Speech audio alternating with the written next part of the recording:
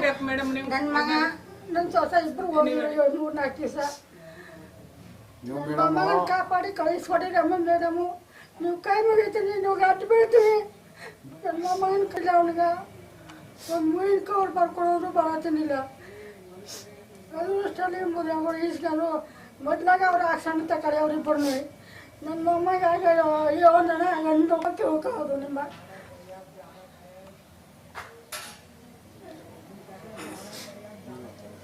ಆತರ ಏನಾರ ಮಾಡಿದ್ರೆ ತಪ್ಪೇ ಆತರ ಮೆಸೇಜ್ ಮಾಡಿದ್ರೆ ನಮ್ಮ ಮಗನೇ ಆಗಿದ್ರು ಒಪ್ತೀನಿಲ್ಲ ನಾವು ಮೇಡಮ್.